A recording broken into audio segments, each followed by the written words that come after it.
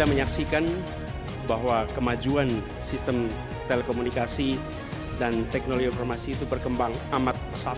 Dan ada 3 aspek fundamental, yaitu akses, kecepatan, keamanan.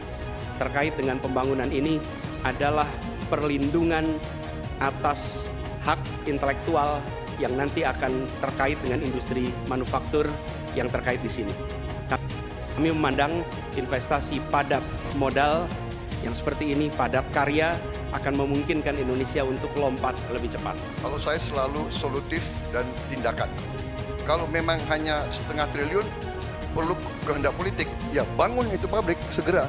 Kita harus sekarang mendidik anak-anak kita lebih banyak di bidang sains, teknologi, engineering, mathematics. 10.000 kedokteran, 10.000 di bidang sains, teknologi, engineering, dan mathematics.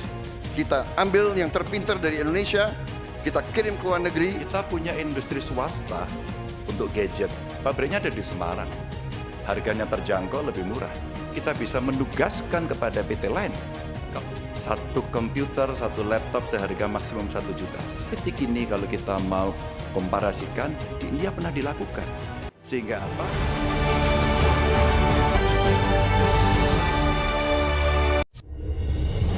Kedaulatan teknologi informasi Indonesia terancam. Impor ponsel tahun 2023 mencapai 30 triliun rupiah. Padahal untuk membangun pabrik ponsel hanya membutuhkan investasi sekitar setengah triliun rupiah. Pertanyaannya Bapak, apa langkah strategis paslon membangun kedaulatan manufaktur telekomunikasi dan teknologi informasi di Indonesia? Waktu Bapak 2 menit dimulai saat Bapak berbicara.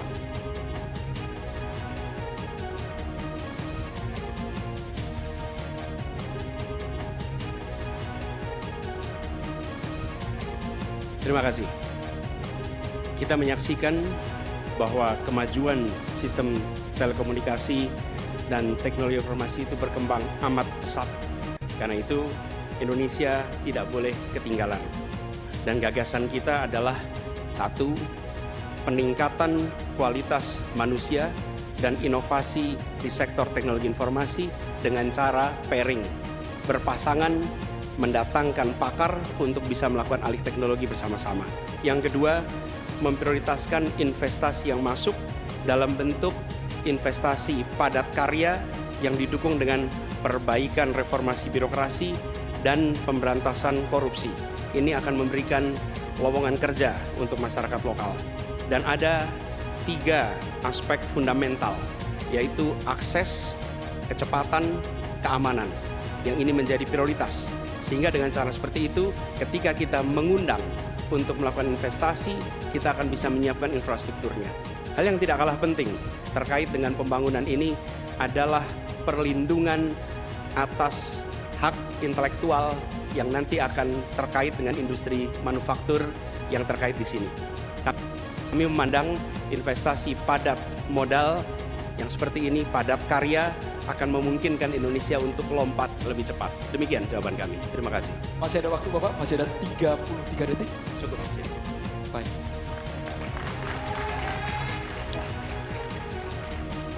Selanjutnya kami berikan kesempatan kepada calon presiden nomor 2, Bapak Prabowo Subianto, untuk menanggapi jawaban yang disampaikan oleh Bapak Anies Baswedan.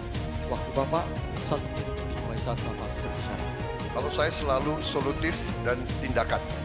Kalau memang hanya setengah triliun, perlu kehendak politik. Ya bangun itu pabrik segera. Jadi itu pertama. Kedua, masalah teknologi selalu berurusan dengan sumber daya manusia. Kita harus sekarang mendidik anak-anak kita lebih banyak di bidang sains, teknologi, engineering, mathematics. Ini sangat mutlak.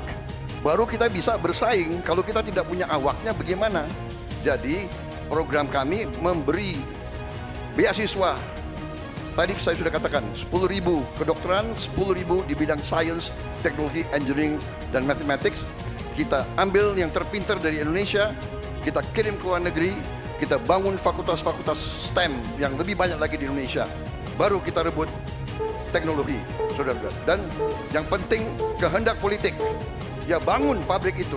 Saya kira itu saja, selesai. Mohon tenang hadirin sekalian. Harap tenang terlebih dahulu. Tolong tenang. Selanjutnya calon presiden nomor urut 3, Bapak Ganjar Pranowo untuk menanggapi atas jawaban yang disampaikan oleh Bapak Anies Rashid Baswedan. Silakan Bapak Ganjar, waktu Bapak 1 menit dimulai saat Bapak berbicara. Kita punya industri swasta untuk gadget. Pabriknya ada di Semarang. Harganya terjangkau, lebih murah. Kalau itu bisa masuk e-katalog kita, sebenarnya kita bisa membantu dia. Atau yang kedua, kita bisa menugaskan kepada PT lain. Kalau nggak salah dulu pernah akan dibuat ini. Satu komputer, satu laptop seharga maksimum 1 juta. Sayang, kalau ini tidak kita pastikan tanpa penugasan dari pemerintah, maka tidak pernah selesai. Kalau tidak, pilihannya adalah bergandengan tangan dengan industri yang ada di luar dengan brand-brand internasional, tapi pabriknya di Indonesia. Politik ini kalau kita mau komparasikan, di India pernah dilakukan. Sehingga apa? Transformasi pengetahuannya, teknologinya, semua akan bisa dilakukan dan kita akan mendapatkan nilai tambah.